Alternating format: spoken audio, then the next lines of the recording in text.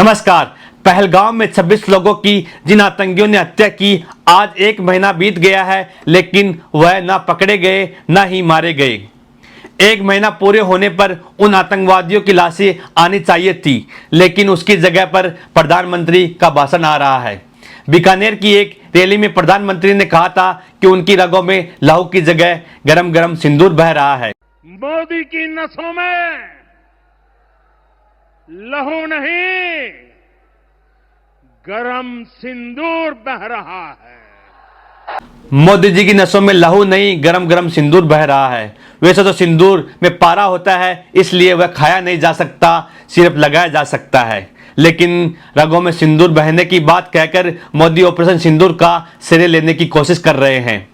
जो मोदी सर्वदलीय बैठक में ना आए, जो मोदी सीज फायर का ऐलान करने या ट्रंप के सीज फायर का खंडन करने तक ना आए, वो अब मैदान में आ गए हैं। जब पुलवामा हमले के बाद जवानों के नाम पर प्रधानमंत्री ने वोट मांग डाले, तो यह ऑपरेशन सिंदूर तो भारत के लिए गर्व का विषय है। 26 पर्यटकों की हत्यारे कहां चले गए, किधर भाग गए? क्या वो अब तक कश्मीर में ही छिपे हैं? क्या वो अब तक भारत में ही हैं? क्या वो पाकिस्तान भाग गए? अगर भारत की जमीन पर है तो पकड़े क्यों नहीं गए, मारे क्यों नहीं गए? उनको जहन्नुम तक पहुंचाने के लिए सरकारों की क्या जिम्मेदारी है? हमने आतंकवादियों के अड्डों को खत्म कर डाला, लेकिन हम अभी तक हत्यारे आतंकियों को क्यों नहीं मार पाए? विदेश मंत्री एस जयशंकर से जब पूछा गया तो उन्होंने कहा कि हमने उनकी पहचान कर ली है। सिर्फ पहचान से काम नहीं चलेगा, उनके लिए एक ही सजा है, और वो सजा आखिरी सजा। आतंकियों के अड्डे हमने ध्वस्त किए हैं, 100 आतंकवादियों को हमने मार गिराया है, लेकिन मेन हत्यारे का क्या? वो कहां है? रगों में खून की जगह गरम गरम सिंदूर बहने की बात करने से पहले मोदी को इसका जवाब देना चाहिए। दोस्तों, कांग्रेस इस पर सरकार से सवाल करती है और कहती है आज पूरा देश जानना चाहता है कि पहलगाम में हमारे लोगों की निर्मम हत्या करने वाले आतंकी कहां हैं। भारत का मीडिया यह सवाल नहीं पूछ रहा है, लेकिन विदेश में एक पत्रकार ने एस जयशंकर से सवाल पूछ लिया। Did you catch the ones that murdered those 26 tourists? I think we were able to identify who they were because there were pictures of them. उसके जवाब में एस जयशंकर ने कहा आतंकवादियों की पहचान करने में हम कामयाब रहे। मतलब एक महीने बीत गया है और मोदी सरकार हमले में शामिल आतंकवादियों की सिर्फ पहचान कर पाई है।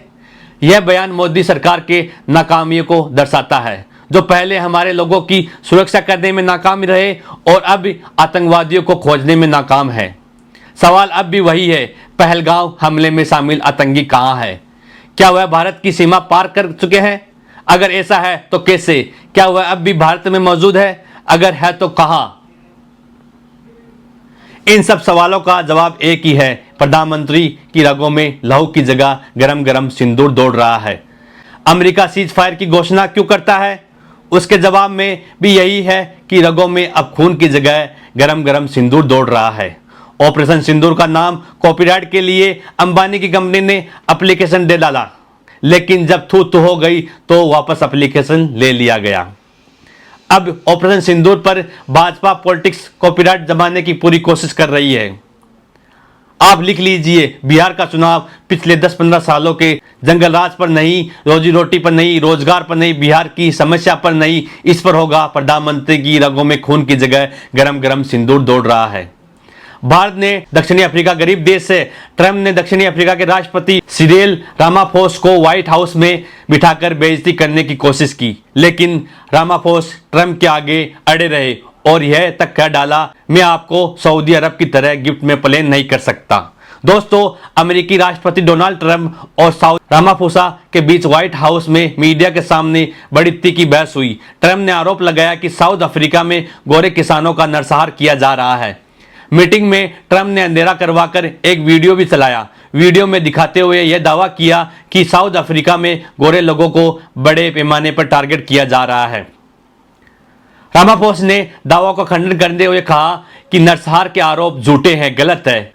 एक तरफ जेलेंस्की थे जो ट्रंप के आगे नहीं झुके, दूसरी तरफ अफ्रीका राष्ट्रपति है जो कम से कम ट्रंप से अपनी बात तो कह रहे हैं। हमारे वाले तो सीज फायर वाले दिन गायब थे।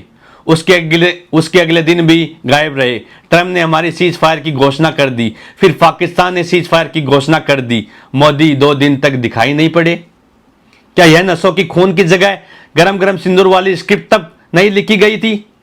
यह स्क्रिप्ट राइटर छुट्टी पर था।